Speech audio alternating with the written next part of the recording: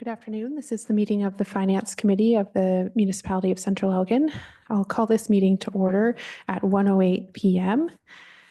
Are there any disclosures of pecuniary interest? Seeing none, we will move forward into item number 1, which is the selection of the chair. We'll just require a motion with a recommended appointee for chair, and then we will continue to vote until a chair is selected.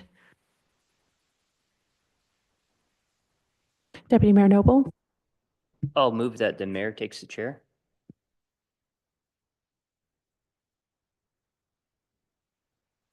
Councillor Watson will second. All in favor?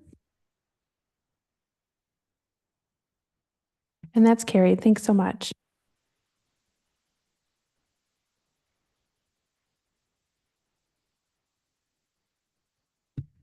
Thank you very much. Appreciate everyone making themselves available today in the chamber as well as online for the first of the budget committees that we are holding. Before we go through, I think we're going to start with a presentation from Mr. Jansun. I just want to say a couple of things. One, I very much appreciate the document that was created. It's very easy to understand. It's salient, it's on point, it's pragmatic, it's transparent. And I would hope at some point, either through Ms. Hurd or yourself can send one down the hall to our friends at Elgin County, because I think they would enjoy seeing this document. With that, I will go forward and ask you, Mr. Jansun, to start your presentation, or shall I pass it to you, Ms. Hurd? Thank you, Your Worship. To the Finance Committee, before we turn the presentation over to Mr. Jansun, I just wanted to say a few introductory comments. I am pleased to present the Finance Committee and Council with the proposed 2025 budget. I really want to take an opportunity to thank Mr. Jansun and our leadership team for their preparation of the document, the professionalism that the team went about into preparing this. As you know, Mr. Jansun started with the organization in November, and in short order, he has really started to understand the finances of Central Elgin and has done a real deep dive into our finances. And so I just want to thank you, Mr. Jansun, for your efforts. I know it's been a lot of long hours and a lot of conversations with the team, and just want to express my thanks on behalf of the corporation. I also want to say in my opening remarks to the Finance Committee that in my over 25 plus years in municipal government, I have never presented a council with a 0% budget. That is something that I have not done. And although we have, as you can tell through the budget document, our expenses have increased for Central Elgin. There's a number of reasons which Mr. Jansun will go through the presentation, driving our ability to present to Council or to the Finance Committee with a zero-based budget. As I think the two main drivers of being able to offset our increases are through our assessment growth. So through the growth that happened within our community in 2024, we're realizing an additional $400,000 of assessment. And then with our investments, we are realizing a significant amount of interest through our investments, in addition to which includes the $10 million the $10 million that the municipality received in 2024, as well as the interest from that money and a number of our investments. So with that, we are able to offset our increasing costs, as well as find a number of efficiencies and savings throughout our operating budget. I would say that 2024 was a year of transition within the municipality, with new staff coming on board as we are preparing for the future with the growth. There are a number of things that, from a capital project point of view, that weren't accomplished in 2024, which we're proposing that are carried over into 2025 in concert with additional capital projects that staff are recommending, as well as council. I do want to say with a bit of caution that although there may be additional capital projects council wants to propose to staff, we will have to take a careful a careful look at our capacity in terms of delivering those projects, because I believe it's very important that we're able to be able to produce the work that you'd like us to do, especially if those projects are funded through tax dollars. The second piece is, as you know, the municipality does not have a complete asset management plan. That is a priority for 2025. And so with that, without having that asset management plan, money towards reserves, money towards our infrastructure is definitely important, that we maintain healthy reserves and healthy investment in our assets. However, without that data, we are as a team unable to give you evidence-based recommendation in terms of funding. And so with that, I do want to, although we are presenting a zero-based budget in 2025, I do want to just highlight that once we have that asset management plan complete, which council will be a part of throughout 2025, that may change, and we will then have a better picture of the state of our assets. In addition to that, once we have that done, then we'll be able to project a 5- and 10-year capital asset management plan, a capital project list. So that will help guide us through the investment and through the funding that we must make, or would recommend to council in making. So with that, I'll turn it over to Mr. Jansoon. I just want to remind you that procedurally you're sitting as the Finance Committee. So as you are sitting as a committee, there are no final decisions today. The full council will be making a final decision on that. The intent today is to go through the operating budget at a high level, consolidated level. And should time permit, we're prepared to start talking about capital today. I do recommend if you have detailed questions about a specific department, staff are more than happy to sit with you and go through those comments. You're more than welcome to do that today, Mr. Chair. But however, I would suggest that in my opinion, it's probably best to keep it at a higher level today. We're prepared to answer, but with that, I'll turn it to you, and we'll go to Mr. Jansoon. Thank you, Ms. Hurd. I think it's a mix, probably. I mean, we don't want to be always in the weeds. We have a strategic document here, which will start the discussion, though I do believe if there are questions and comments, we're open to give those their full consideration. Thank you. I appreciate it, and I appreciate your discussion about the situation we find ourselves in. I guess a year ago, we didn't have $15 million. We also had 1,200 acres of prime industrial land, which was something that the municipality relinquished with, how shall I put it, mixed feelings. We are fortunate in many ways that we do have this opportunity, but I also believe that our constituents are wanting to see what this council received, if I may, in response to what was, again, a changing in the boundaries of Central Elgin, which this council, of course, wasn't considering when they were elected to the job. So going forward, I hope we have a fair and robust discussion. Again, I look forward to the opportunities we have. Thank you, Ms. Hurd. We have other dates for this as well, going forward with capital, wastewater. And I like the fact that we're live streaming this, so the transparency element is here so that people see that we're taking this with the indeed importance that it is due. On that note, Mr. Jansoon, if I can pass it over to you with thanks. Pardon me. Councillor Graham, please. Sorry, Dave. Just one question. So, Ms. Hurd, so when you say you would prefer a high level, is there going to be another meeting where you would recommend that we get a little bit deeper?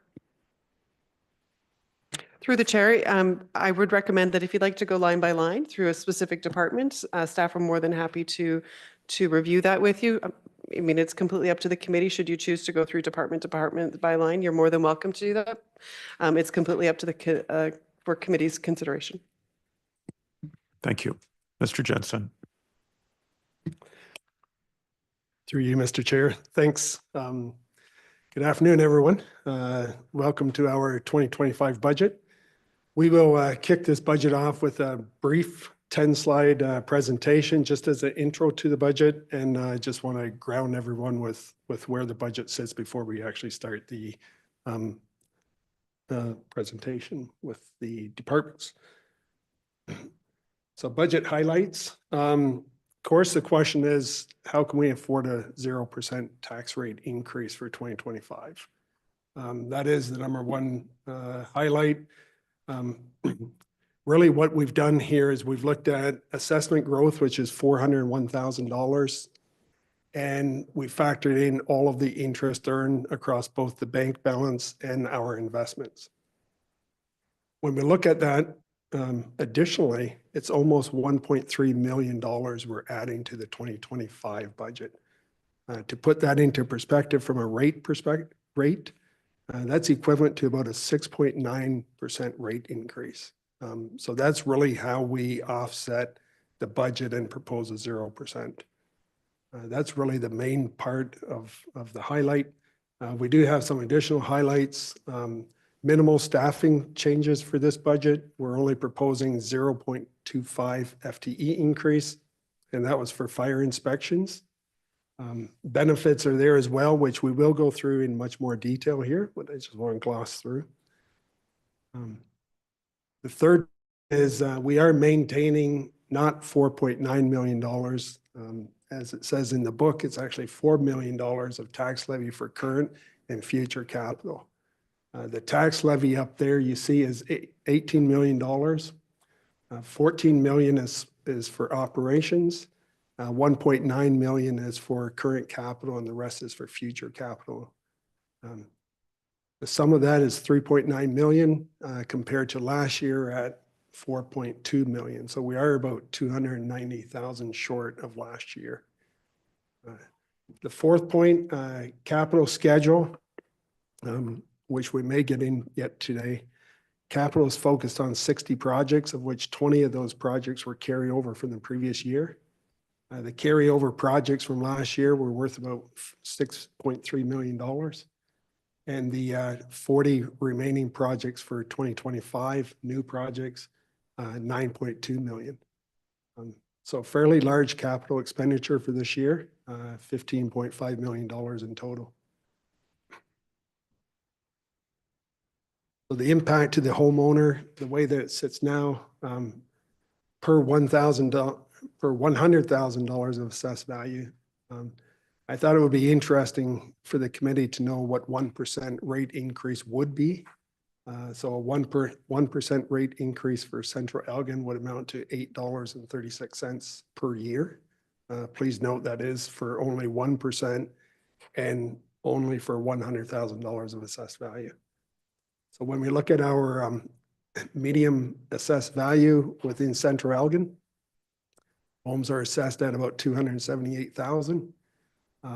So you can see the split there in the slide, but the same 1% for Central Elgin would cost the taxpayer $23.24, assuming it's a 1%. Okay, in Elgin County, when I reviewed their latest proposed budget, I believe it was 1.49% increase. And you can see there that that will amount to $28.32. If anyone is comparing against the county budget, please note the assessed value of 278 is a little bit different than what's in the county presentation at 241. So the budget creation, this slide I always like to do just to show you what's all involved with putting a budget together. The budget build takes about 191 files. It was on a compressed timeline, and being completely transparent, it is absolutely missing 5-year projections. And for that, we apologize. But to do that properly, we really need an asset management plan. And that's why it's not in the budget. The budget, as you see, is segmented. So we'll go through the operating, the capital, and we'll save water and wastewater for a separate meeting. The budget's built in rounds. So this is round 1. We can do round 2. We can do round 3. Each round represents a revision to the previous round. Taxation calculations were all verified through MPAC. Salaries and benefits, we actually build up the budget using zero-based budgeting. So each person is identified if they're really required. And then each of those staff members are calculate the benefit equivalent. So that's truly zero-based budgeting. We did reconcile to leases and contracts wherever possible. Where we looked at consumables such as salt, sand, office supplies, that type of stuff, we're building that off of 5 years of actuals and 5 years of budget. So senior staff here actually had 10 different numbers to look at for each GL account. So I think it's a pretty solid budget. Account by account review. So that was the final review, which you'll see the end result of that, unfortunately. But there's 4,200 accounts that make up our budget. So quite a bit of reviewing went into it. And we do try to build some financial awareness in our budget by bringing in things that maybe other municipalities don't show, but cash projections, investments, debt. I think it's all important for people to know where the municipality sits. And in the spirit of full disclosure, I do think it's important to include in the budget. From the capital side, we compiled all the carryovers from the previous year, included all the new capital proposals. Yes, we did include the proposals from council. And of course, from there, we calculated funding requirements. There are schedules, as I mentioned earlier, to support the budget. For example, interest earned should come from an investment schedule. Interest charged should come from a debt schedule. So that's the way the budget's built. And that's the way it works. Budget consideration. So these are really the very high level. I tried to capture some of the favorable impacts from the budget and some of the things that we maybe had some challenges with. So assessment growth, as we talked earlier, that added $401,000 of tax levy for the municipality. Interest earned increased from budget to budget by $858,000. Obviously, the $10 million boundary adjustment drove almost $500,000 of that. The other $300,000 probably comes from looking at a projected cash flow by month and really getting down and digging into where we thought the cash bank balances would be on a monthly basis and attributing either 2 3/4% or 3% interest earned. So that's how we build up interest. We did utilize the fire DC to fund 2/3 of the fire hall. That's a bit of a change from the previous year. That's $218,000. Program and operating costs decreased. We increased permit revenue. Grants obviously increased a little bit, and user fees increased about $53,000. A note to user fees, that's not increasing the actual fee schedule. That's through increased utilization, which we can go through. We are proposing a 0% tax increase, basically no change to staffing except for the 0.25. Newly proposed $75,000 for community grants. That's something new in this year's budget. We did add $100,000 to the fire equipment and vehicle reserve. And we're also proposing a $300,000 new reserve for policing.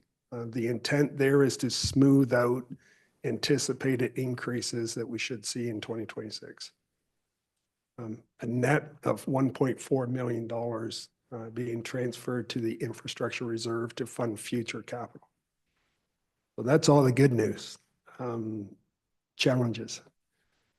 Contracted services increased by about 760.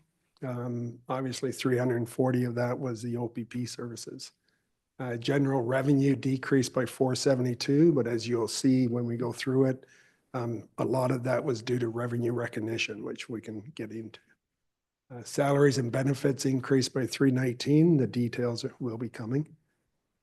IT related costs increased. We did spend a lot of time on IT and basically zero-based that budget. We've historically spent more money on IT services than what was budgeted. And this year we just wanted to true up the budget and set it to where we really need the expenses to be. Professional fees also increased by 106. As I said before, we're missing the 5-year plans for both capital reserves and debt and round 2 edits.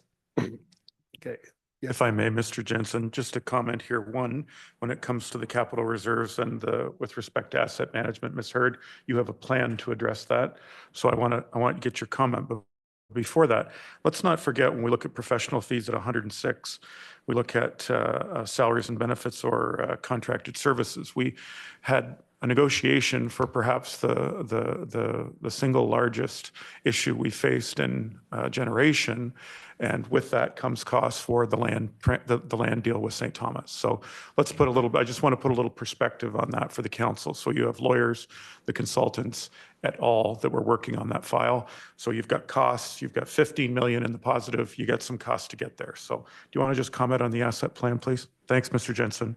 Thank you. Through yourself to the committee, you're correct, Mayor Sloan. As you and I have talked about, and we've talked with council as well as our auditors in finalizing the 2023 year, it is important that we comply with provincial legislation in regards to asset management.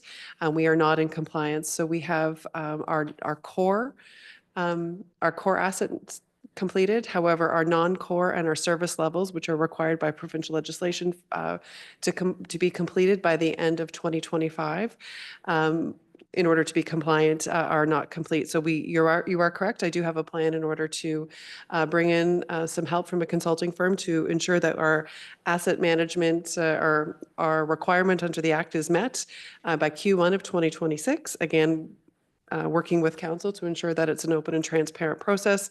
However, there is much to do in the future as it relates to asset management and creating a full asset management program for the municipality, which we will work on developing. But my priority for 2025 is just to become compliant with the legislation, and I have a plan in place to achieve that.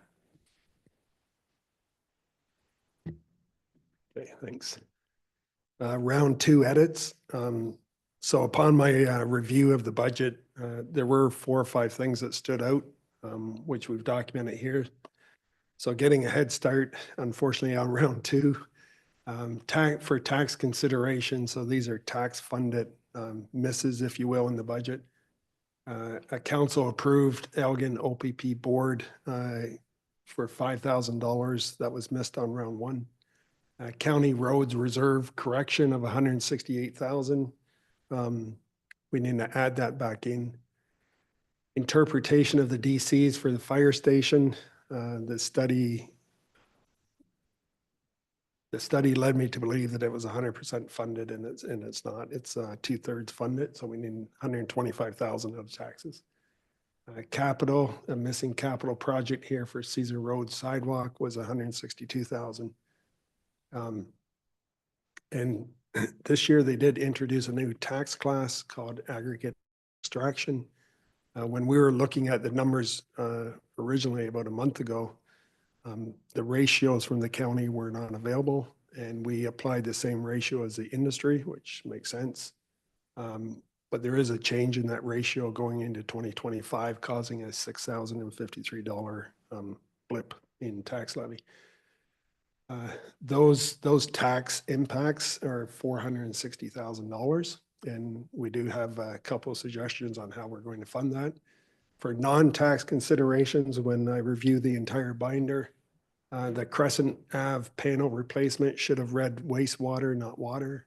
And the pitless adapter repair, after consulting with staff here, that cost should be increased from $75,000 to $95,000. There's no tax impact there because it'll be coming out of the water reserve. So you may ask now, how are we going to fund this $460,000? We did look at that.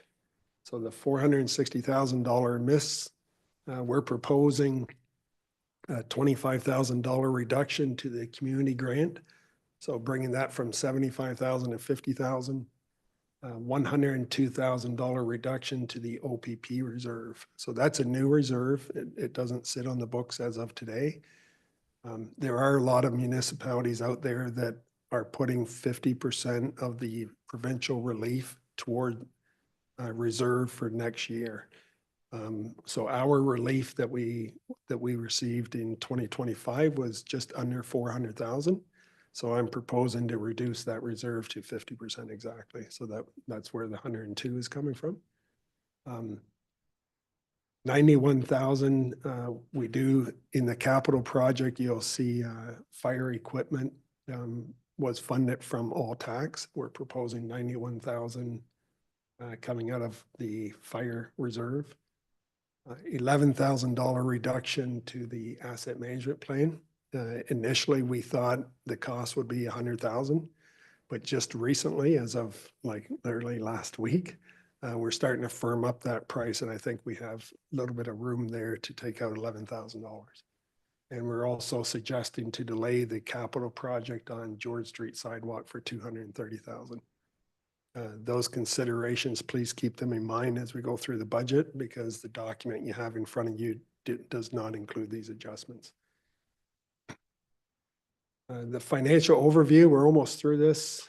Just I think one or two more slides. So I really like this slide. This is really a consolidated view of the municipality. Please note it does exclude water and wastewater, but it really does bring the municipality together as a whole. I'm hoping even the ratepayers can look at this and understand what our salaries are, what are our contracted services and insurance. I'm hoping it's an easy to read slide. You can see there that we are running about a $3.9 million surplus from tax levy. Last year it was 4.2 million, so it is down slightly. The 3.2 million will fund in-year capital and future year capital. Department summary. Here's the departments. Slide's a little bit small there, but you can see that on the 2025 column, that balances to the $1.9 million of capital being taken from tax levy and being directed to capital. This slide does actually include all the reserve transfers. That's why you're not seeing the full 3.9 million here. So the way that we would like to proceed, and I know Carrie touched on it as well, is the budget document that you have there does have the department level, department by department, which we can definitely look at if somebody desires. But we would like to start with the consolidated file and talk about the cost drivers and the funding drivers for the municipality. I think it's easier to understand the big impacts for the municipality. And like I said, if anyone would like to talk about each department, we can definitely go through that, but we would at least like to start with the consolidated. So with that, I ask you to turn to your budget binders and please flip to the first operating tab. Thank you. Through you, Your Worship, to Mr. Jansoon. Would you like to pause after each item to allow the committee to debate? And okay, I just wanted to make sure that that's the approach. Councillor Graham. Through you, Mr. Mayor. Do we have a number for what the surplus was? And maybe I missed it, Dave. Do we have a number for what the surplus was, or a ballpark number for what it is going to be from 2024?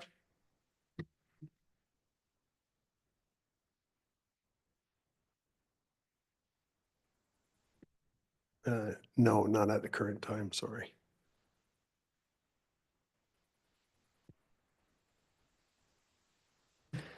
Mr. Jansoon, do you know when you'll have that information, at least projected?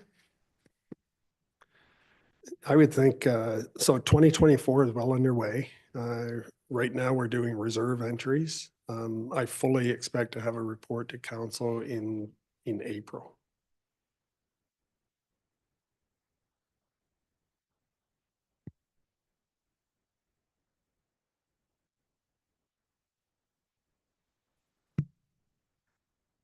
So with that, hopefully, can everyone hear me all right? Okay.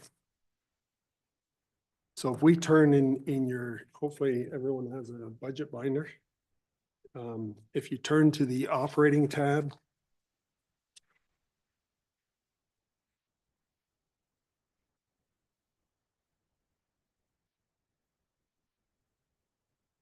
or sorry, just before the operating tab. It's a section just before the operating tab that speaks to there is a title page there. It's called Consolidated Budget.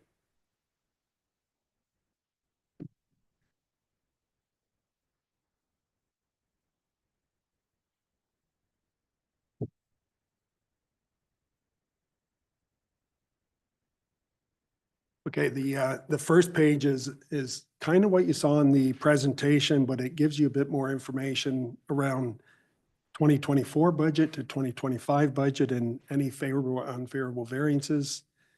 As you know, we do budget to budget, and we explain any variances, either favorable or unfavorable from each budget. So I'm not sure maybe what I would do is just highlight some key items out of each section. And if somebody has a question, please just stop me and we can talk about it. Is that okay? Okay, so the first item there is taxation, and you see the $400,000 favorable increase from last year's budget to this year's budget. That's obviously the change in assessed value, which we've talked about earlier. It might be interesting to know that Central Elgin's growth did increase by $47 million. That brings Central Elgin's assessed value up to $2.5 billion. So pretty big number, I thought. So user fees is favorable by $53,032.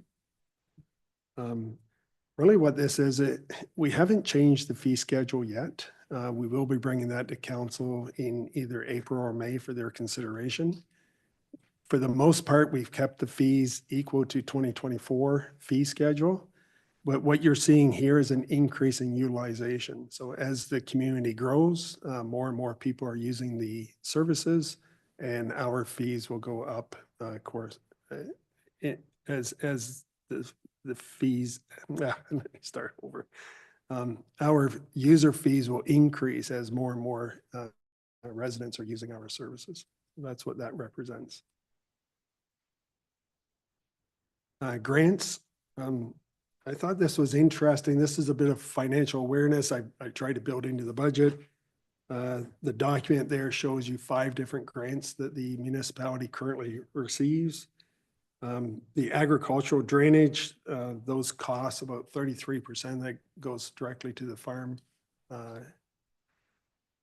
OSIF, as it's called, or the Community Infrastructure Fund, we receive about $1.1 million, and that's used in this proposed budget to fund capital. Canadian Community Building Fund, $450,000 slated for 2025. And again, that is used in our capital budget. The partnership fund, we have the ability to use this one in operating, and that's where it currently sits. There is $609,000 from that grant. And then, of course, there's DMAF, where we recover about 40% of our eligible expenses. So all of this is built into the proposed budget. For today's discussion, the more relevant one is the Ontario Municipal Partnership Fund. That entire grant is used to offset operating expenses.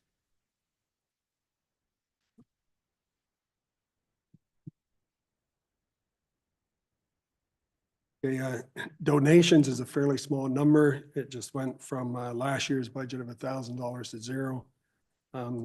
Here we're just truing up donations. That was actually a fire donation, which we just haven't seen for the last couple of years.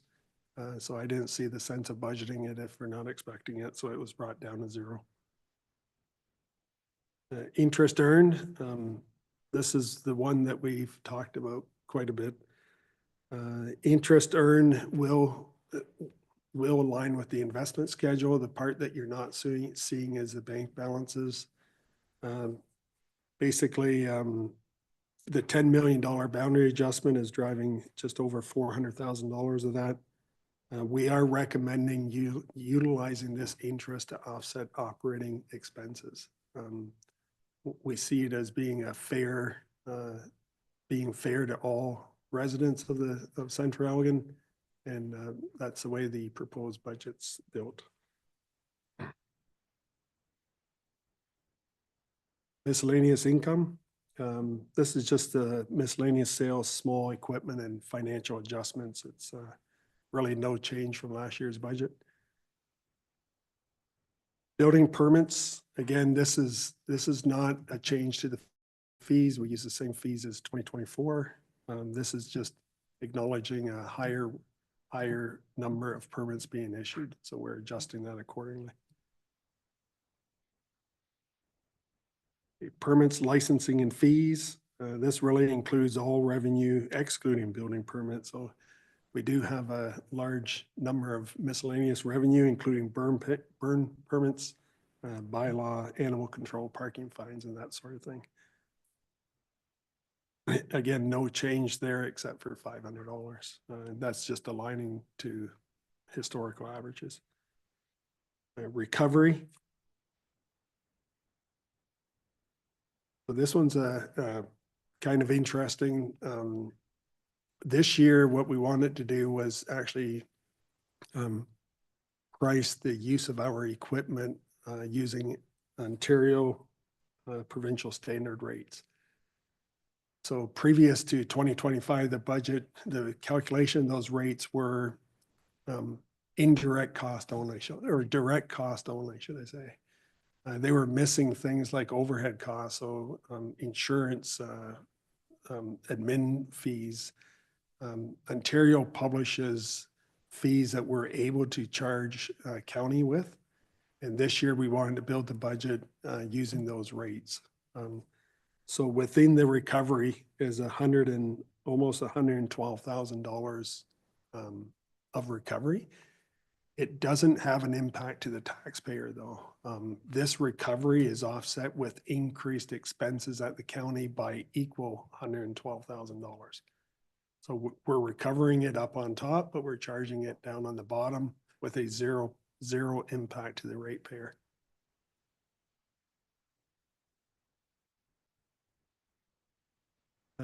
Rental income increased by 30,000, and really this is just this covers our medical center, parks, vendor spaces, beach facilities, hall rentals. Again, we're seeing increased rental rates at both of the arenas. The rates haven't been charged, or the rates have not been changed in the budget. They're still reflective of 2024. We're just seeing more and more utilization of these facilities, which increases the rental rates. Okay, everyone good so far? Okay. Revenue.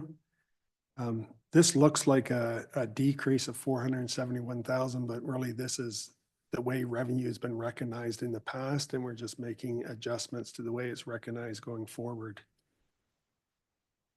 343,000 of that was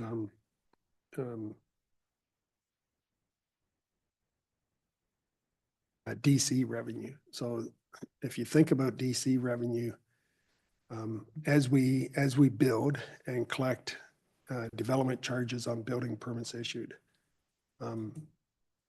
that amount of money should be sent directly to reserve. It should not hit your operating statement.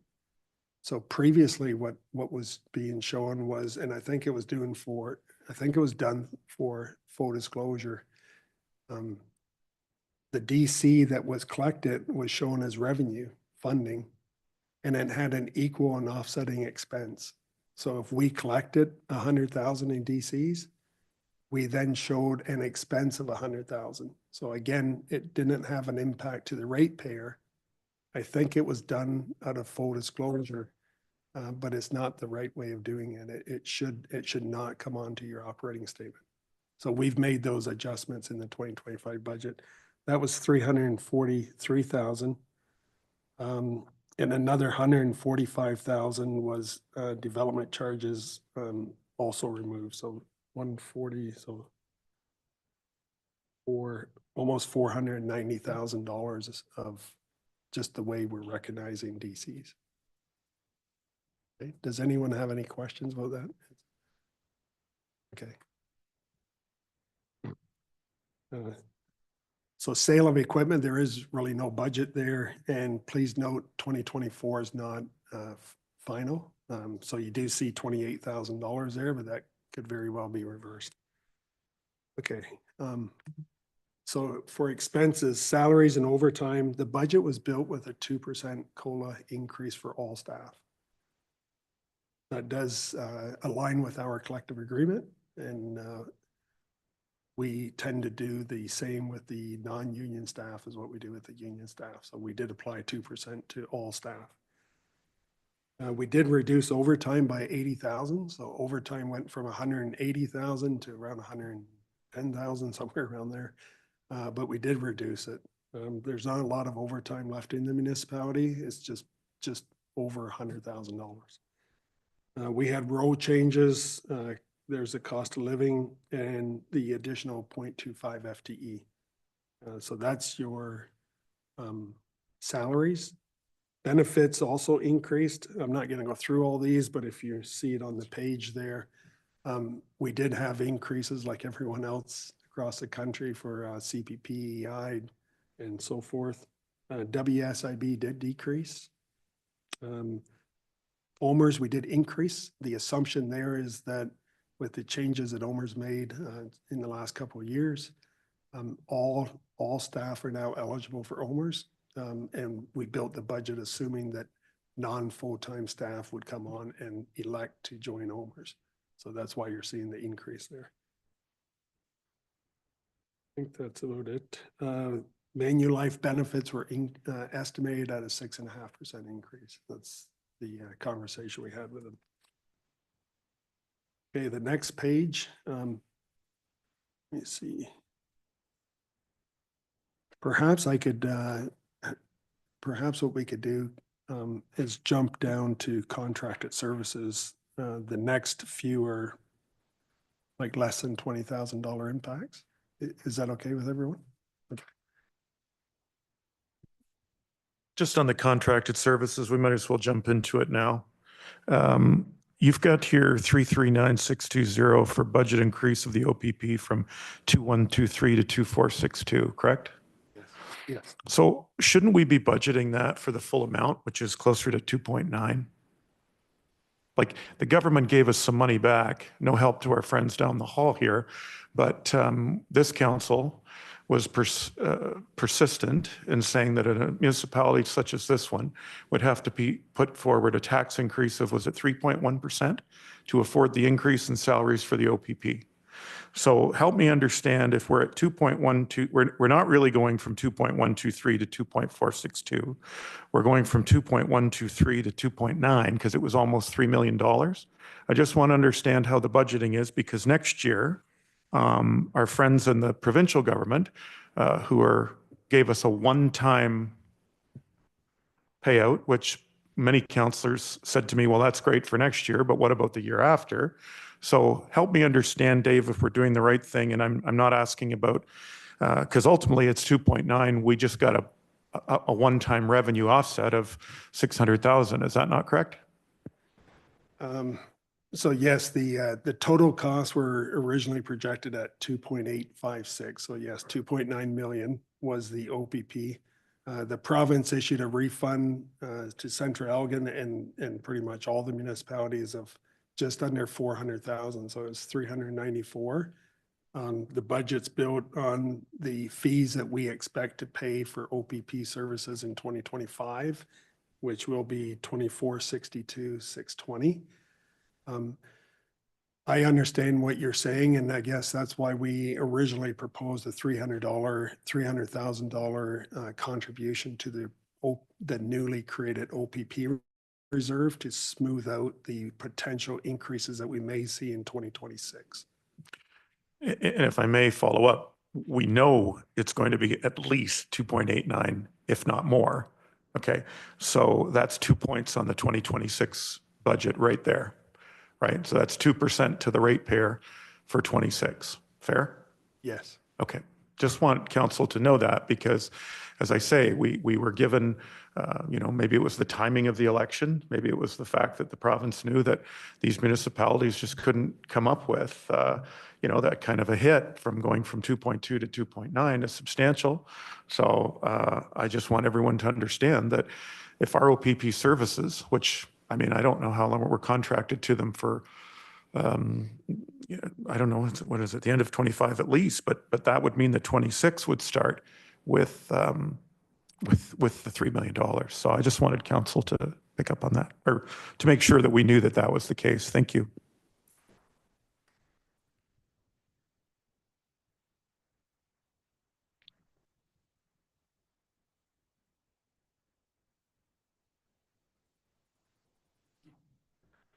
No,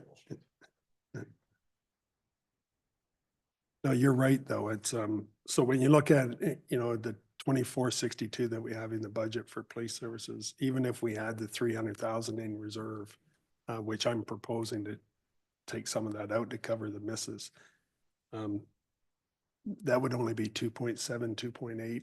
We're still looking at an increase for 2026.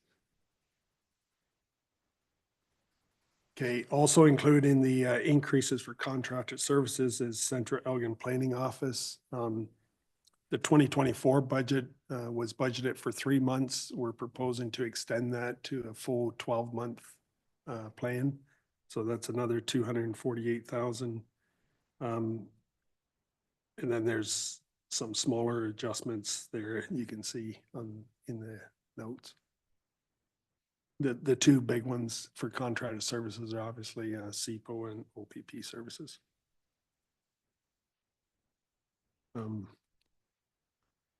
So I'm just going to glance down. We can look at equipment charges. So this is the offset. Keep in mind in the revenue section, we had the $112,000 recovery. So now you're seeing the $112,000 hit. That's 112. The notes also detail asphalt repairs, and the solid waste truck will need additional repairs as well. Let's see. IT supplies and equipment is probably the next larger one.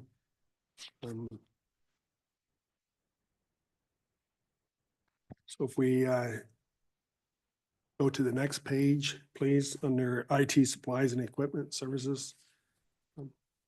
Historically, these 3 line items have been spread across multiple departments, somewhat difficult to keep an eye on and to manage those costs because you're looking at adding up potentially 15 or 20 different numbers to see where you're really sitting against a consolidated budget. This year in the budget, we did consolidate. We left a little bit of money in water and wastewater where it belongs. But otherwise, IT equipment, supplies and services have all been consolidated to general government so that we can manage those costs better. Let me see. I know it's grouped here, but the notes actually speak to the buckets of cost. IT supplies, a small decrease there, went 19,000 and 15,000. IT equipment, such as laptops, iPads, and really the firewalls and routers and switches and access points. That's really what's driving this cost up. It went from 23,000 to 64,000. Please keep in mind that this infrastructure is what protects our services from cyber attack. So it is definitely money worthwhile being spent. IT services, this is where the largest increase comes from. I've written in the document here the bigger hits here. Historically, IT services has always overspent the budget year after year. I'm not sure why the budget wasn't adjusted, but in 2025, we did zero base the budget. I worked quite a few hours with Al, and we actually went vendor by vendor, month by month, and actually detailed all of the licenses that we require, the software that we require. And what you see here in front of you is the true cost of running IT for 2025. Any reductions here would be a direct impact to licensing.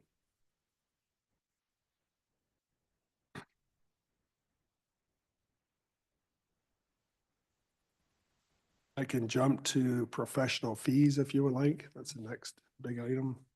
That's on the next page of your document, about halfway down.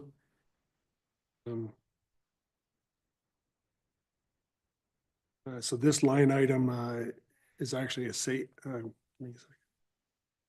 that's actually an increase in cost.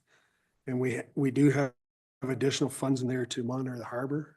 That's really what's driving a lot of this. That's $106,000. Program and operating costs are probably the last item. Savings of $115,000. And that's just the roadside drainage projections. When we look at the drainage work that's projected for 2024, there's a cost reduction of $180,000 in there. I know I went really fast. I'm not sure if anyone has any questions on operating. Questions? Councillor Graham. Through you, Mr. Mayor. Dave. So within the book, within this budget book, is there an itemization of why these are increasing such a large amount? Like IT supplies, marketing and promotion, professional fees, all the ones that are having a huge jump like that. Have you itemized in here specifically? Through you, Mr. Chair. Yes.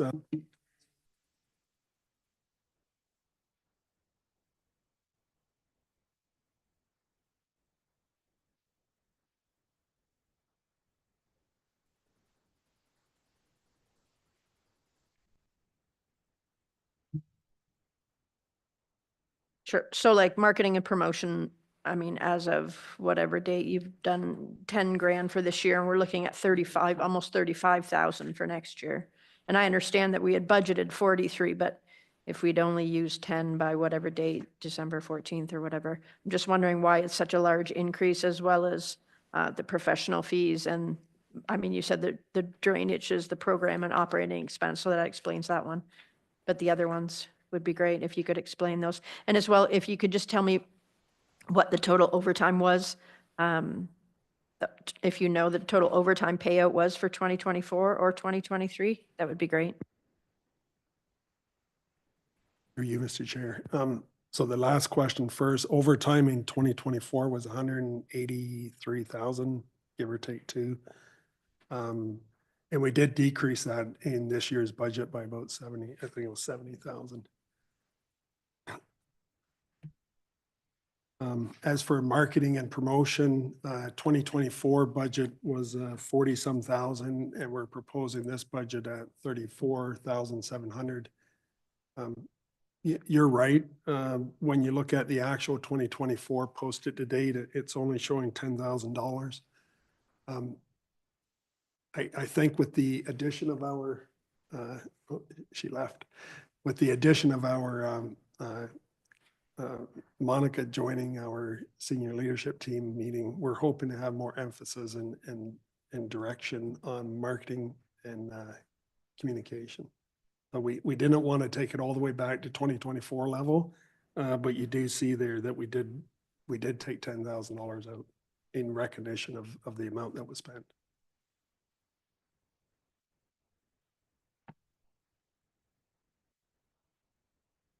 Follow up. These numbers for actual 2024, what's the date on these?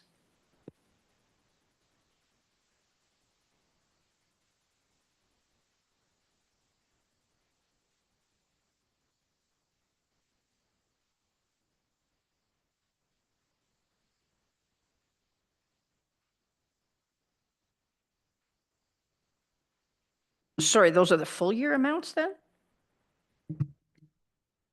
Sorry, I'm not pushing the button. To answer your question, it was January 22nd. And yes, that's the cumulative amounts from January to December of 2024. Accrual. Ms. Hurd. So through yourself, excuse me, my apologies. Maybe Mr. Jensen, you explain why they're not finalized and accruals and the number of outstanding invoices that which then leads us to why we don't have a full amount right now. Yes, I can do that. So salaries and benefits should be exact. So anything listed in salaries and benefits, the accruals are finished. Those numbers are exact. I don't expect any changes there. On general expenses, it's difficult to run all the accruals. Typically municipalities will leave the GL open for a couple of months until the invoices trickle in from 2024. It's really a trade-off. It's you either spend staff time developing accruals, which are nothing more than estimates, or you hold the year open for a couple of months and get all the exact costs into the system. So as of January 22nd, really we're missing probably about 4 weeks worth of invoicing that still pertains to 2024. The numbers also will be missing all the reserve transfers, which are big numbers. Those are some significant numbers.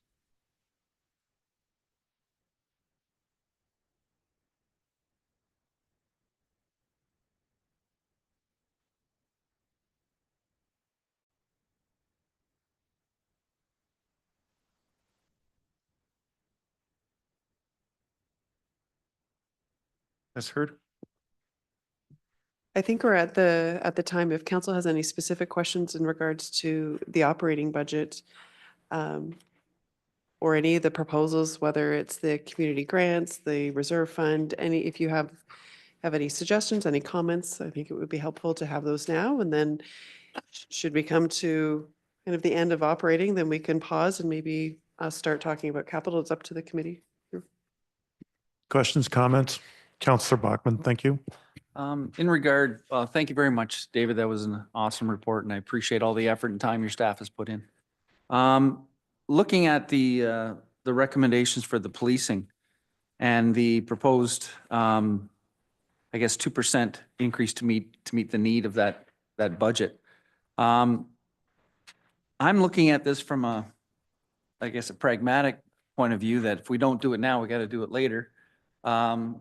And if we're proposing a 0% this year, I have no idea, and following our, tendencies, it would look like something like that next year as well. But if I'm looking at this from a safety perspective and not wanting to put this at a higher rate next year, I would almost recommend or suggest that we actually put that 2% in and look at increasing our budget this year by that percentage. And I'm open to discussion, but it's either pay me now or pay me later. And if we can put the money into the budget and not have to worry about that offset for next year, and according to the assessed value of the house that Mr. Janus gave us earlier, the average cost being $278, the 23 at 1% is $23.24 per annum. So it would come out to $46.48 per annum per household to offset the policing needs. At $46.48 per household to have our policing needs met and not have an increase in our overall budget, depending on what our needs may be next year. And another cautionary thing I want to put out there is an unknown. And the unknown to me is the tariffs implications we're having with the United States. I have no idea what the budget's going to be 6 months from now, 2 months from now. And how that could impact our operating budgets as well. By putting that in, at least we're covering ourselves for next year, depending on what the tariff implications could be on our operating expenses. So my suggestion would be to implement that 2% for this year. Thank you, Councillor Bachman. So that's 2% is about $340,000. And what would you do with the $340,000? The policing. So the police has been paid for next year because we've been given a grant by the government. Right, but that upcoming, right? To put in, David was saying we're 300,000, we're going to pull that back to 200,000 and to offset next year's increase, which we don't know what it could be. Well, we said it would be 2% because I brought that up and I realized that, but I don't know why we would charge people this year for something they're not going to receive until 2026. Just help me understand. I guess from a needs point of view, I'm looking at a reserve situation where we have the money set aside, it's ready to go, and we don't know what next year's implications could be. Thank you. Deputy Mayor, please. Through you, Chair. if we're worried about people and raising rates, it's probably better to leave that money in their pocket this year because we've been able to maintain a zero budget with what we have proposed right now. And if we leave that in their hands this year, and then next year, if we're looking at a 2%, I'd rather not raise it this year 2% when we don't need the money, and then look at raising it 2% next year. Because if we are worried about increases in costs and whatnot, all those costs get increased to our residents and our neighbors. So I'd rather leave that money in their pocket so that they can afford the increases that they're getting now, like food, gas, and other various things. I don't see us taking money that we don't actually need this year. That's my 2 cents. Thank you. Any other questions, comments?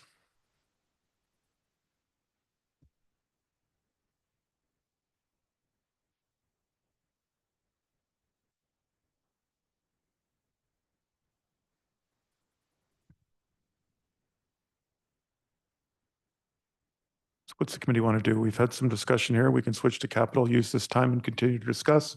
I think staff would like a couple of minute break. What would you like? What's the will of the, what's the will of the group?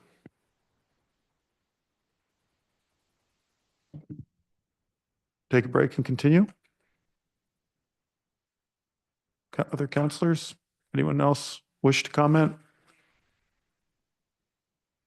Ms. Hurd? Is that okay with you? Okay, we'll recess for 10 minutes. Thank you.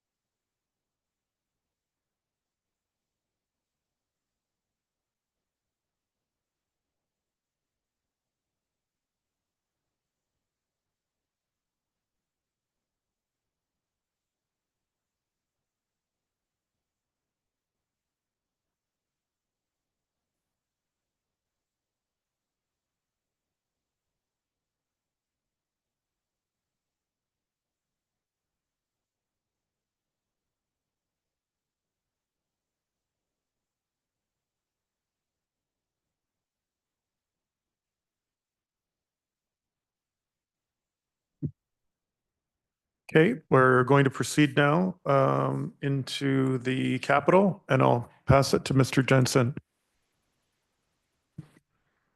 Through you, Mr. Chair, thank you. So we are starting capital. If you could please turn in your booklets to the tab marked capital. There's a couple of fold-out sheets there that summarizes capital. I'm also taking those out. So the first sheet represents projects that were approved in the 2024 budget by council. They were not completed and are being carried into, by default, are being carried into the 2025 budget. Council has or this committee and council has a right to reverse that approval and say, no, we're not going to do those projects now. If you do that, we need to then talk about where you want the money sent. Any funding that's been collected in 2024, we would need to reallocate that funding. So that's the carryover projects. You see there about 6.3 million. There's 20 of those projects listed there. The next page is page 2 of 2, and that's all the new capital projects that have been identified by staff. Council considerations, please note they're at the bottom of the page. There's a footnote there that says council considerations. There's 5 of them listed there. It is missing the Caesar sidewalk that we missed in the thing. So just please be aware of that. I guess the only other thing that I wanted to say about capital is especially with this group, please ask whatever questions you need to. We can answer most of them. I do feel the one-page documents are fairly explanatory.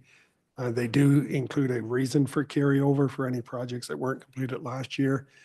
But what we would like to propose this year to expedite the execution of these projects is that once council approves the capital plan, that basically gives staff the go-ahead to execute these projects, unless, of course, the anticipated cost exceeds budget. So just please keep that in mind. And with that, I guess I'll turn over to Jeff just to highlight a couple of the projects he has. And then we're going to turn it back to the committee to see if there's any projects in particular that you would like to discuss. So Jeff. Okay, through you, Mr. Chair. So I'll just highlight a few of the larger capital projects for 2025. Happy to answer any questions about any others. I won't go through all of them, but I will highlight 4 or 5 of them. The first one here I would draw your attention to is the Pleasant Valley Line Bridge. We have put a placeholder in there for $600,000 for rehabilitation to the bridge. At the last council meeting, council provided staff direction to undertake the detailed design on that, so we're underway on that. The next one I would turn your attention to would be the Harbor Condition Assessment and Bathymetric Survey. Staff went out to consultants for a harbor condition asset or a condition audit / asset management plan. Those proposals came in significantly higher than what staff had anticipated. So in 2025, staff are recommending that council budget $400,000 for that to be completed. So that would include dive assessments of the harbor walls. Some of those walls are over 100 years old, and we have tens of millions of dollars worth of assets in that harbor. I think it's important that council have an idea of what the condition of those assets are in, so that we can properly budget for capital expenditures moving forward on the harbor. In addition to that, that would include a bathymetric survey. So in 2015, council moved forward with a commitment to undertake a bathymetric survey every 2 years to ensure that the channel was dredged to a depth of 170 or below, and that would mitigate flood risks. So every 2 years from now on, we would undertake a bathymetric survey. which is somewhere in the neighborhood of $30,000 to $50,000, is what staff believe. Okay, the next. Sorry, Councillor Graham. Through you, Mr. Chair, to Jeff. So the bathymetric survey, can you just explain a little bit more about that? Because I'm assuming that when our previous asset management director was here and he had the north part, or sorry, south part of the harbor dredge, that it was taken down to the right depth. So I'm just wondering why we'd have to have a survey a year after that. Mr. Brooks. As mentioned, that was the policy set out by council in 2015, just to understand the sediment deposits that are happening on a 2-year cycle through the harbor, just to ensure that, we're not getting a buildup of sediment in any particular area, to ensure that, we reduce our flood risk. Councillor Graham. Have we had one every 2 years since 2015? That is my understanding, yes. Now, I can't confirm that because I've just kind of taken over the harbor and the bathymetric surveys, but I can confirm that we had one done prior to the last dredge in 2023. If I might, just before I think, Jeff, when we look at the fact that we just spent millions of dollars on a dredge there, as the councillor says, a year ago, I guess my big concern is, one, what would we do if it needed to be done again? Because at some point, we're going to have to discuss what we can afford as a municipality, and whether there needs to be a more longer term and strategic plan of what we're going to do with the Port Stanley Harbor. But to the point of us checking it every 2 years and right after we've done something, which I believe we do every, is it 6, 7, or 8 perhaps? So I guess I'm of a similar mind that maybe that's something that might not be priority, but I pass along to the councillor who has a question. First of all, I'd just like access to those surveys so that all council is provided with that information. Is that can happen? I'm wondering, and sorry, the bathymetric survey cost, did you say $30,000? 30 to 50? I'm just wondering about that because after the dredging was done, I had someone look at the depths throughout and map out the entire depths. And I mean, it was as a personal or as a favor to me, so he didn't charge, but he said that it would probably be around $10,000 to have that done. So I'm just wondering about the discrepancy there. But once we have the information, I guess we can go over that. But I'd like to see it discussed a little more in depth before we approve it in this budget. Thank you. Mr. Brooks. With respect to the bathymetric survey, staff would be exploring 2 options. One would be to contract it out each year, and the second would be to purchase our own unit so that we would be able to do it on an annual basis.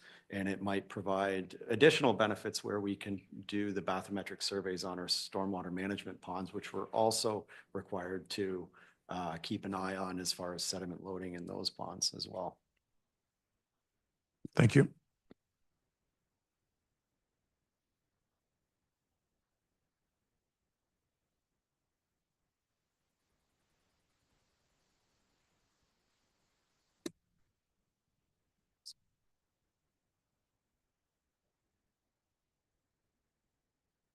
Okay, the next capital project I will touch on here is the resurfacing program. So this resurfacing program was informed by our 2021 asset management plan. And what it includes is gravel resurfacing, surface treatment of tar and chip roads, and hot mix asphalt. So in 2025, staff would be proposing to put a double surface treatment to convert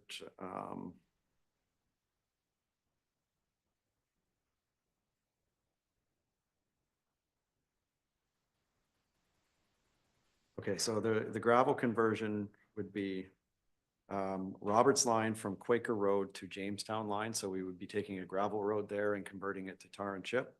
And we'd be proposing to do the same thing on Jamestown line from Roberts line to Martin line. So that would reduce long-term costs in grading and calcium application for dust suppression. We would be doing a double surface treatment rehabilitation on Fruit Ridge line from Yarmouth Center Road to Quaker Road and Edgeware line from Gowdy Road to Springwater Road. We would be providing an additional single surface treatment on Braeside from Harrison Place.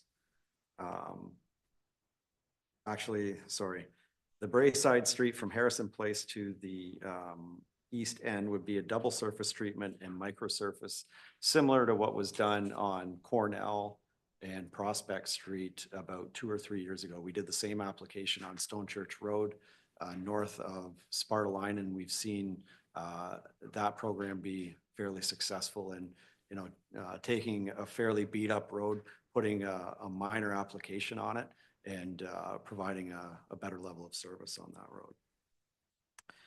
For hot mix resurfacing, we would be doing Tower Heights Drive from Front Street to the end, and Inverary Heights from Front Street to Tower Heights Drive, and Norma Place from Front Street to the end.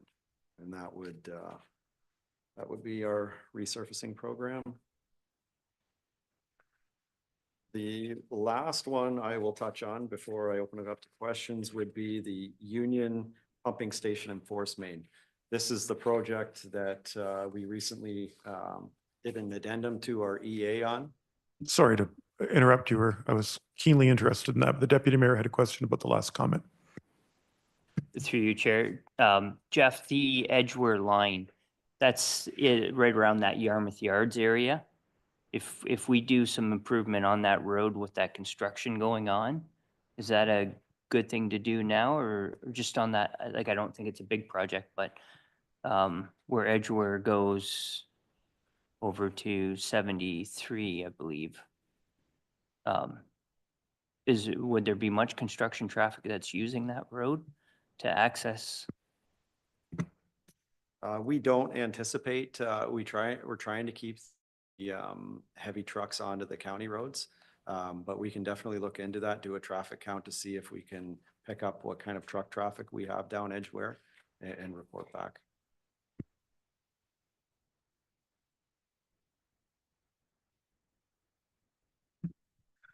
Okay, and the last project is the Union Pumping Station and Force Main.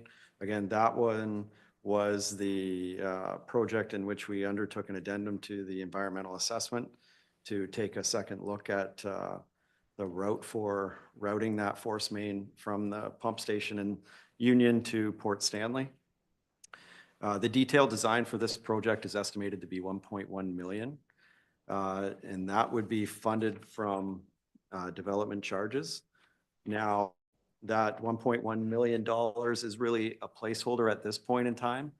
Council could elect to move forward and fund it from development charges, but there's also the option to work out a cost sharing or a front ending agreement with the development community in Union to pay for that up front and then be charged back through development charge credits. Those are the projects I wanted to touch on, but happy to answer any questions. Thanks, Mr. Brooks. I have Deputy Mayor and then Councillor Graham. Thank you.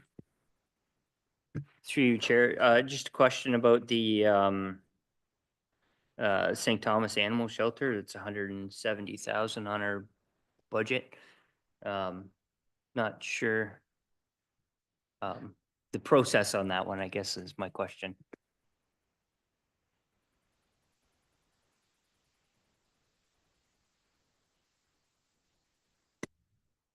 Okay, the animal shelter. In 2021, Central Elgin passed a bylaw to authorize the execution of a lease agreement with the City of St. Thomas for use of the animal shelter. As part of that agreement, the municipality agreed to pay its proportional cost for any capital upgrades to the animal shelter in St. Thomas. Now, This project has been in the works for a couple of years. That one was tendered last year by the city of St. Thomas. It came in over budget, and city council turned it down for 2024. They've re-tendered it for this year, and with a total cost of 4.1 million.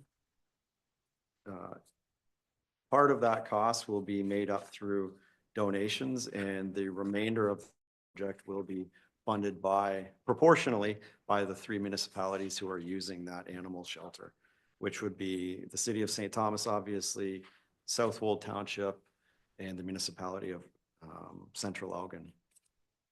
The contribution is based on the number of dogs that are taken to the shelter.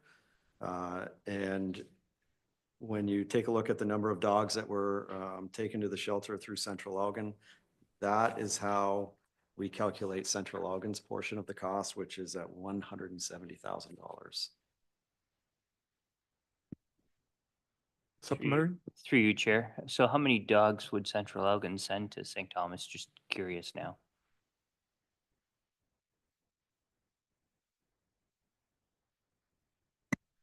I don't have the number, but I can get that number for you from 2023 and potentially 2024.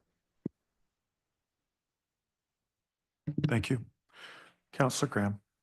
So just a brief, so I can get that in my head straight. So the amount of funding that is needed outside of donations is split proportionally by usage between us, St. Thomas, and who was the other one? Southwold.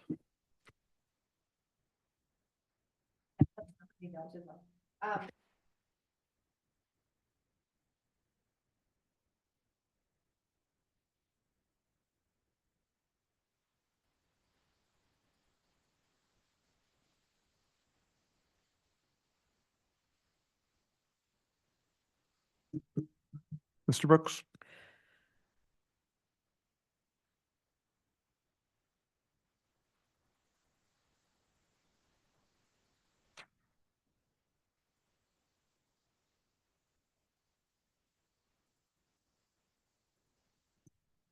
So the first item on the list of fleet would be to do a fleet review. So there has been concerns over the last number of years over transparency, but as to the number and usage of the fleet. Staff would be proposing to undertake a full review of the fleet, which would assess the current level of the current state of the fleet, including the condition, utilization, and alignment with the service demands. It would include a review of an optimal life cycle of each individual vehicles. Typically for a light duty vehicle, right now staff aim to replace those light duty vehicles every 7 years. A heavy duty pickup truck to be reduced every 8 years, and the larger tandems and single axle dump trucks with snowplow equipment on it to be every 10 years. So we would take a look at life cycle costing of those. We would look at recovery models and looking at how we fund the equipment reserve, look at alternative ownership and leasing models for the equipment, have a look at the numbers of vehicles that we're using, the utilization of vehicles, and then have a kind of develop an annual fleet report that we can bring to council. So council can be more involved in the usage of the vehicles, have more information in front of them before we, so you have the information so we know which vehicles need to be replaced, that sort of thing. So staff would estimate the cost of that at $45,000. Sorry, Councillor.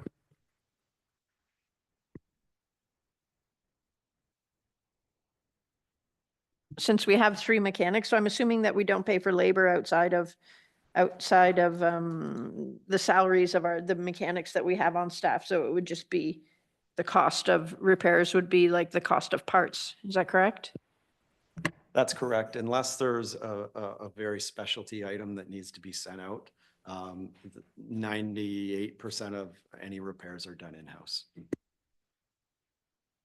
Thank you. Deputy Mayor, please. Through you, Chair. to, I think, Jeff. In this document that we have, I only saw where we recuperated about $30,000 worth of costs from vehicles that we replaced last year. Is that accurate, or was it a higher number and I just didn't see it? I'll have to get back to you on that, what we got. I believe we replaced 3 pickup trucks last year, so I can get you those numbers.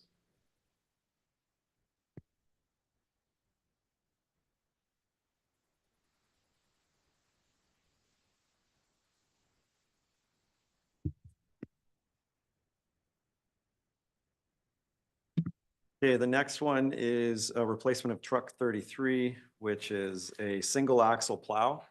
That particular truck is used for plowing operations on minor streets in Port Stanley.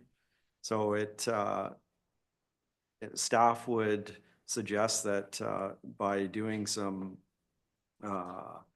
refurbishment work on the truck to extend the service life of about the refurbishment cost would be about 30,000, which would include some mechanical work on the box, as well as painting and work to protect against further corrosion. We could get an additional 5 years out of that truck. So the next one here is truck 40. Truck 40 is a tandem axle snowplow unit with 168,000 kilometers and 5,500 operating hours. This truck is a key part of our county road maintenance program.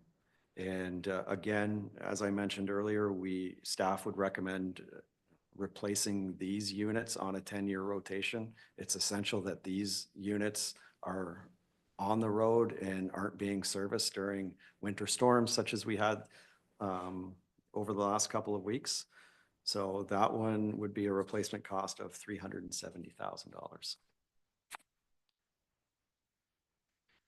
Counselor?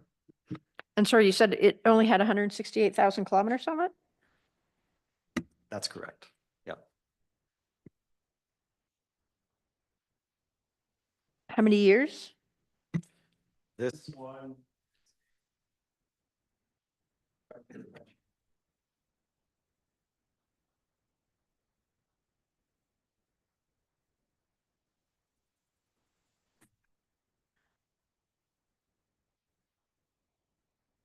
In parts? Sorry, parts and repairs. Do you mean the labor that we pay our own mechanics? Okay.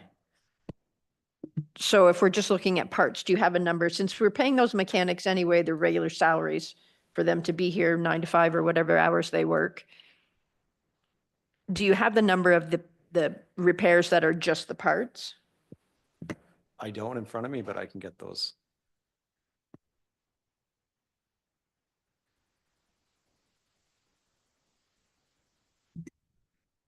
And Dave did point out these trucks are typically a year to 2 years to replace. So if we make the order today in February of 2025, it's likely we won't take delivery of this truck until the fall of 2026. So it's important to keep that in mind as well.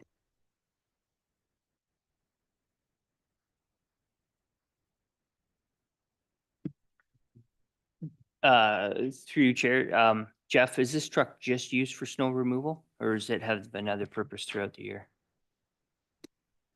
It'll be used in the summer, spring, and fall months for other operational projects. It could be for gravel resurfacing. We're hauling gravel. Any of our summer projects it could be used for as well. Counselor Watson? Through you, Chair, to Jeff. Jeff, we're talking about the price of the truck there. When do we ever replace the plows and the substructure to hold the plows? Like, there must be a time when we replace those things? Those are replaced with the truck. So that would include a new snowplow apparatus to go on the truck.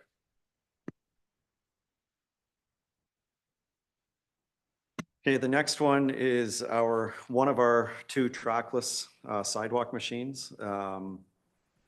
This one that staff is proposing to have replaced as a 2010 unit. These units typically have a life cycle of about 10 to 15 years. This one is 15 years old this year, so staff are, it's having engine issues and is generally moving towards poor condition. So staff would be recommending that this one be replaced at a cost of $225,000. Councillor Graham? Can we just get the numbers on all of these for the parts minus the labor? Thank you.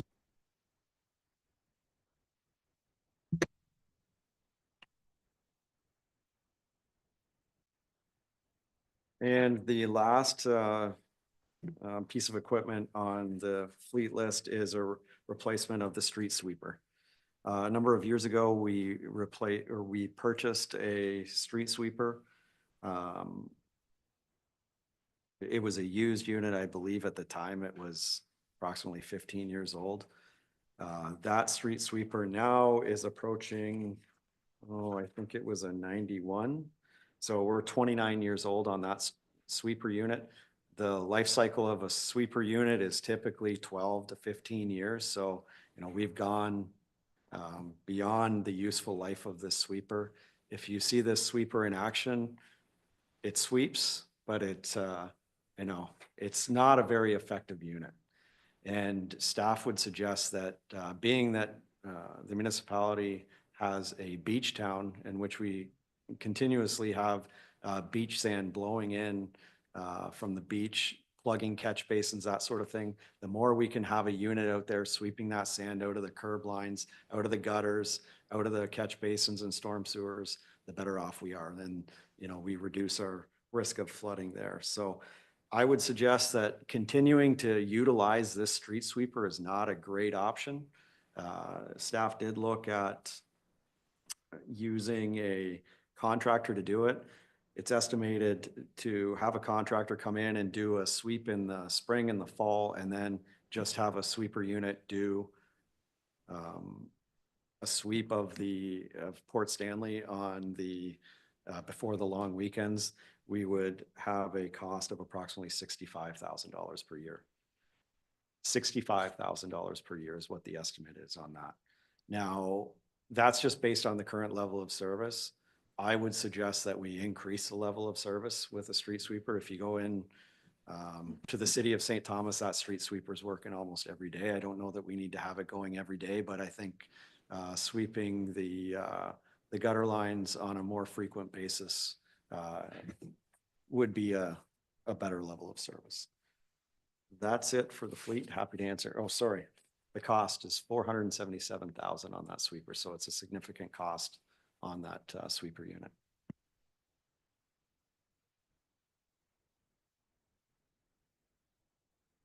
Deputy Mayor? Through you, Chair. So this new sweeper, how many years would we keep that before we feel the need to swap it out? Typically, a street sweeper would go from 12 to 15 years would be the optimal life cycle on it. Now, we've kept the 96 sweeper going for 29 years, so there might be the availability. We may be able to keep it going beyond 15 years, but I think 15 years would be a safe bet. Thank you. Councillor Blackman? Just curious, Jeff, through you, Mayor. Do we have Canadian options versus American options on these purchases? Potentially. I know staff have done some initial investigation. I'm not sure if you can get a sweeper that's strictly built in Canada, but that's something that staff can investigate.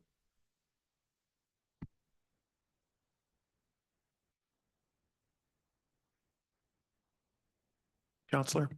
Yes, Jeff, going through you, Mayor, to Jeff. During that ice storm, I never had so many darn calls on icy sidewalks as I did 2 weeks ago, these past 2 weeks. And that little street sweeper came in very handy with the blade and the ice. And I finally got calls back with people being very positive of how that machine was used and got back and cleaned up their streets. So I'd be fully for that. And that is a Canadian product made down in Tilsonburg, Cortland, right? That trackless machine. So I just wanted to add that. Thank you, sir. Moving on. Yeah, those were the only capital projects I was going to highlight, but happy to answer any other questions. Thanks. I learned something, Jeff. I had a question about the Dexter line and us formerly having a landfill on Dexter line. I never knew that. 4 acres is, I think, what it is. 1.6 acre landfill on Dexter line from the 60s to the 70s. So who owns it now? And where is it? It's, let me open up. That's okay. Yeah. Generally, it lies on the extension of where Dexter line used to come up through to East Road.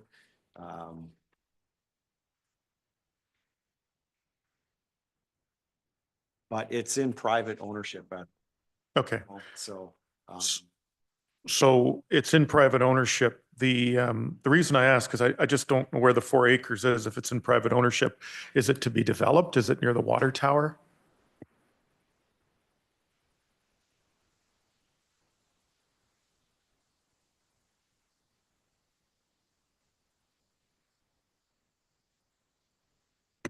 It is on the east side, East Road, just north of the Little Creek development, back in there. And, pardon? Yeah, so I can get a map together here too. Okay. So the reason I ask is that when I hear things like, it's been going on for many years, obviously, since the 70s, we hear about the province wanting something. Well, I'd really like the province to clean up the blob in Kettle Creek, but it's not going to happen apparently. So I'm not getting my backup. But when I see, the need for whatever centimeters of clean fill it's supposed to go in, our friend Joe has at the Power Coast site more clean fill than they know what to do with in all of southwestern Ontario. So I just anecdotally was very interested because I learned through this. I never knew we had a waste place there. And secondly, I just think it's funny sometimes. I appreciate your working on this and that it got held over from last year. But those were my only comments. I realize it's not a lot of money. 4 acres, $25,000 an acre. Norm would know more about the cost of putting down a little clean fill. But I found that informative. So thank you.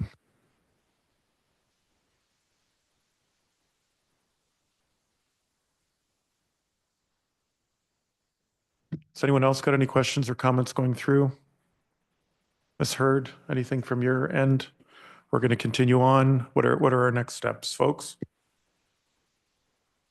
Councillor Graham. Through you to Mr. Brooks. The Lions Landing pavement, is that just 6 feet from the entrance, or are you proposing to pave the entire driveway?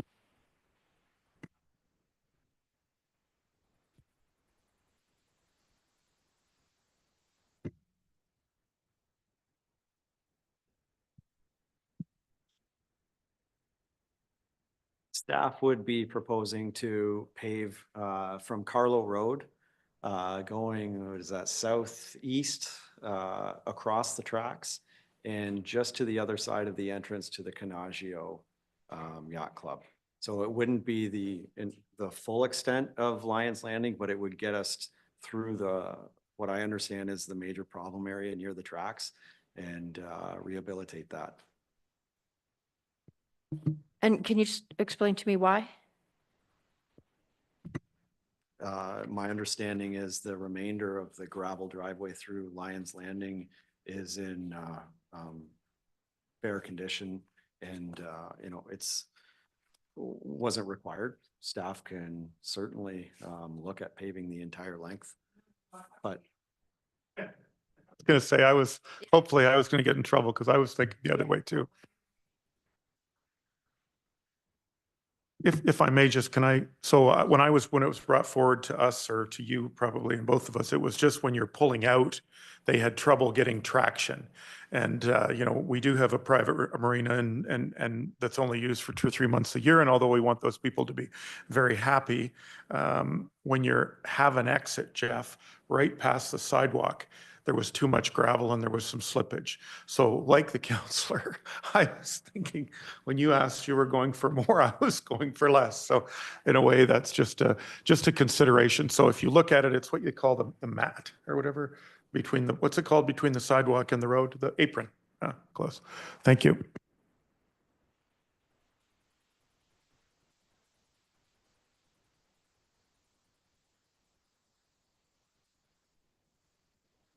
Fair enough. Then we can, staff can go back and revisit that number with a reduced paving limit. Thank you, Jeff.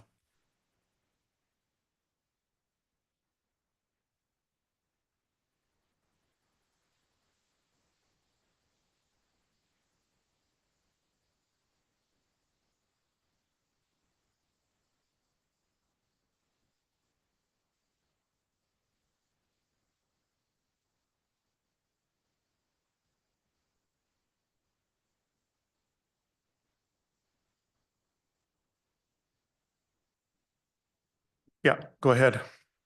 So I guess maybe you could speak to this one, Jeff. So for the visitor center, Four Season open and operation, did we take a look at, has that been assessed that that's what it's going to cost for insulation to be able to keep that open?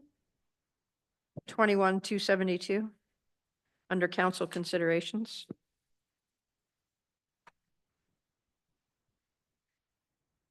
To Councillor Graham, yes, the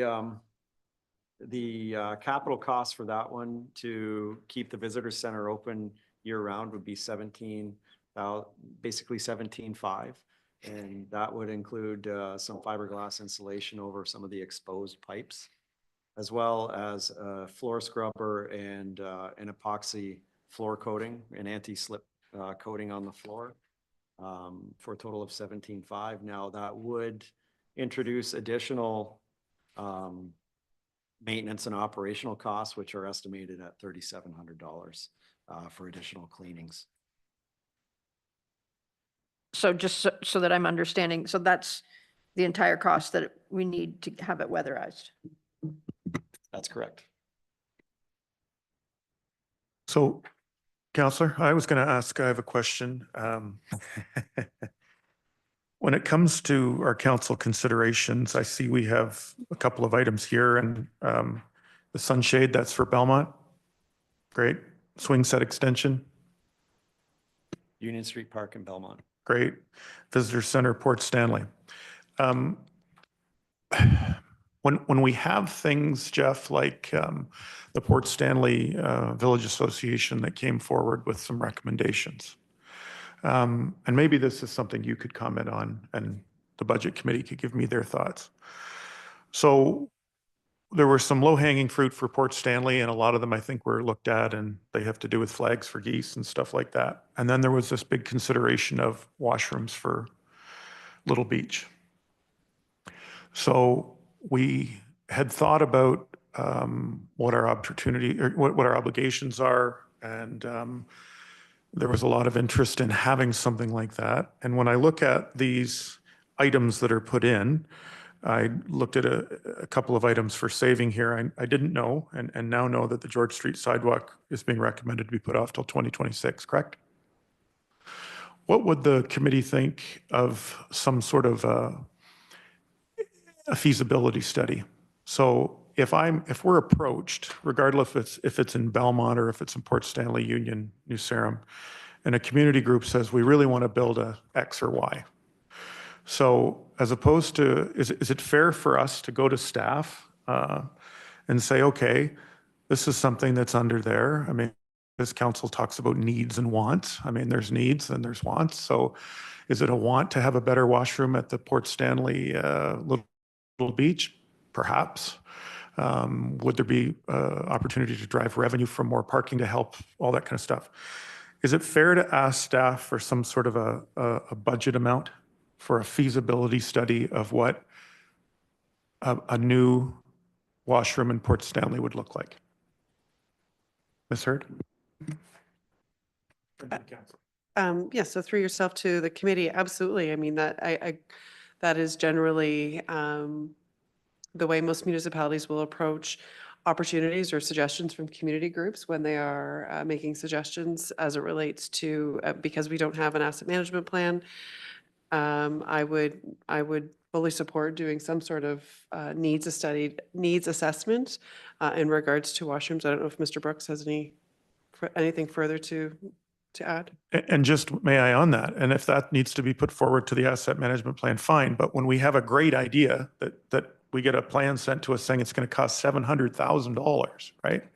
I just think that the council respectfully wants a little more due diligence on what it will cost, what it will look like, and what the options are. So I'm not against the idea, Councillor Graham. I just want to know, the size of it. Everybody has an idea. It's like this band shell that's discussed. Sure, band shell will be great. Who's going to take care of it? Who's going to build it? Where's it going to go? There's a lot of questions that come with a significant undertaking such as that. So to the panel, to the committee, I mean, I'm just putting out there, is that something that would be considered, or is it better to wait till an asset management plan for 26? Just a comment. Well, if directed by council, staff can undertake or get costing for a feasibility study to at least determine what the cost of a washroom at Little Beach would be. We could undertake that in 2025, 2026. I think the asset management plan will better inform council of what the actual costs are of the harbor and the beach area, so that you have that in mind as well when making big decisions on, $700,000 as such for washrooms down there. But, we could get costing on a feasibility study to do a base concept design to service and install a washroom down on Little Beach. I put that out to Finance Committee for consideration. That's all. Deputy Mayor. Through you, Chair, is there another option, maybe something a little bit better than the porta potties that we use down there for this year that staff could recommend to us? Mr. Brooks, Councillor Graham. Oh, sorry. Mr. Brooks. Staff can come back with some additional options. Staff have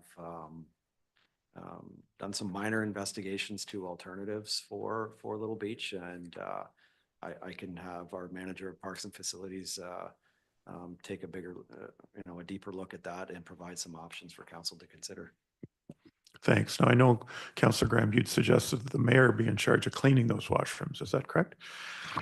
I believe I was suggesting that when the mayor voted down that initial notice of motion to have staff investigate, that the mayor start cleaning those areas.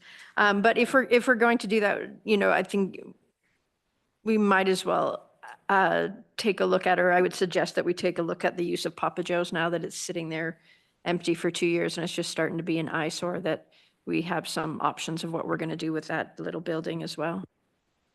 Are they the same in a way, if I may? Is that not a separate issue with respect to that building? I don't even know the process. Is it coming down? Is it being leased? I have no idea.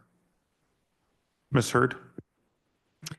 Through yourself to the committee, I know that staff have undertaken, a building condition assessment, and we were going to bring the status of that to council for consideration in 2025. However, should you choose to recommend that staff investigate the feasibility of placing washrooms at that location, I'm turning to Mr. Brooks. We can undertake that work as well. Open for discussion. Did you have a comment, Deputy Mayor? Through you, Chair, I've also had people reach out to me wanting to rent that space, quite very interested in renting that space. So it'd be nice to have an option, maybe in a couple different ways on that one, just because it is an ideal location for a restaurant. And to that, is that something where the municipality looks at doing a build where commercial, right? The restaurant with a public facet of washroom attached? Like, how do we look at you know, how do we look at a property like that that the community owns? And essentially, if there's the need for something that's rental, okay? So do we look at it that they're going to build it, that we're going to build it? It's going to be a lease, obviously, it's on our land. So does that, you know, part of the feasibility study say that whoever rents the restaurant also has to make way for a couple of washrooms that are public? So I'm just curious on how the process might look like, and happy to add that to the scenario if that suits Councillor Graham.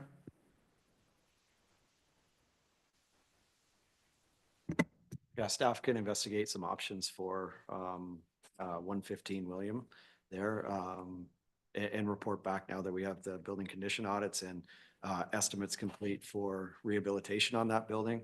Redevelopment of that building may be limited because it is located within the dynamic beach zone, but that can all be taken into consideration with options. Okay, thank you.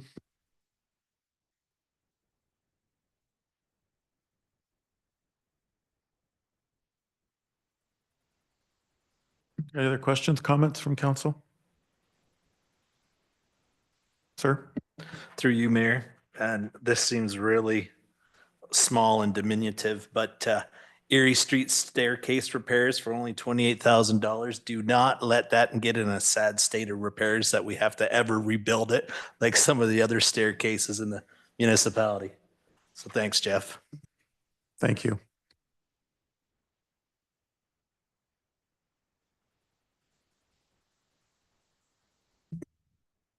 The Erie Street stairs are in Port Stanley at the west end of Erie Street.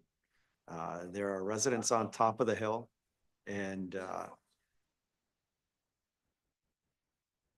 no, it's a wooden set of stairs that goes from the bottom of the hill to the top to provide access for a couple residences on the top of the hill. It's municipally owned. And we would be replacing only the bottom 2 flights of stairs that are in particularly bad shape, and we would be replacing those with galvanized instead of wood.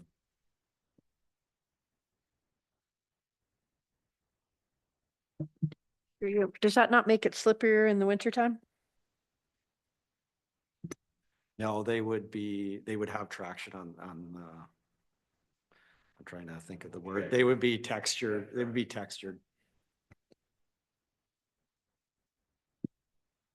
Councillor Graham? I'm not sure who can speak to this, but the development charges bylaw. Why, can someone explain to me why it's $100,000 for a bylaw? Ms. Hurd, do you want to take a crack at that?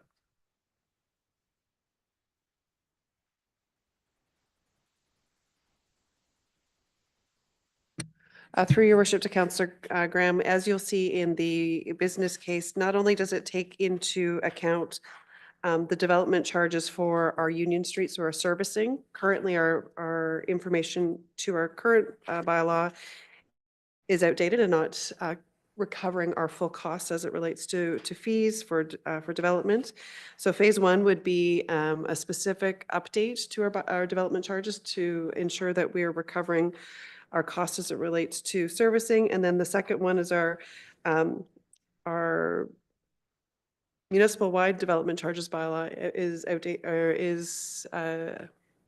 expires at the end of 2025, and so that would be an existing, a full recovery of all of our development charges. So we're taking into account all of our growth for the next 10 years to ensure that we're recovering all of those future costs. So ensuring that growth pays for growth.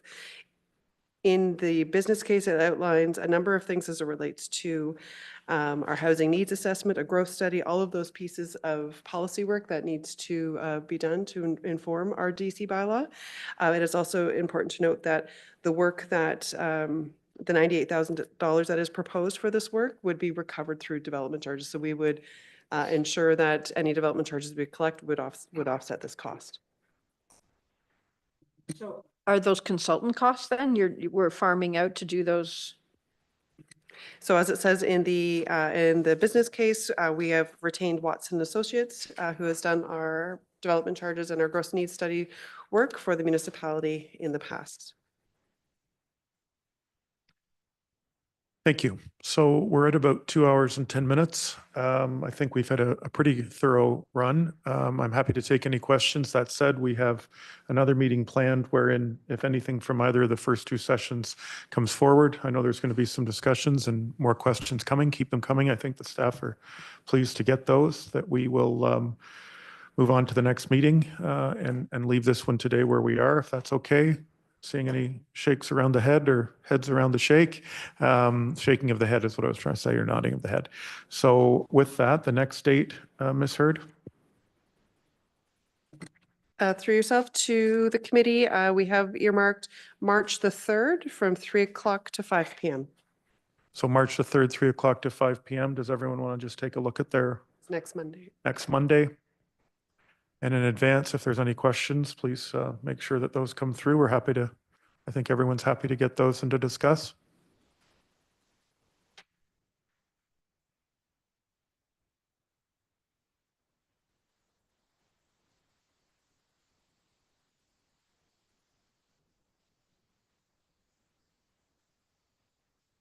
that okay? If so, can I get a mover and a seconder for adjournment of this meeting? Councillor Bachman? Councillor Watson? Mr. Chair, the motion reads, moved by Councillor Bogman, seconded by Councillor Watson, that the Finance Committee meeting dated Monday, February 24th, 2025 be adjourned at 3:12 p.m. and that the next meeting of the Finance Committee be scheduled for Monday, March 3rd, 2025 at 3 o'clock p.m. All those in favor? Opposed? And that's carried. Thank you.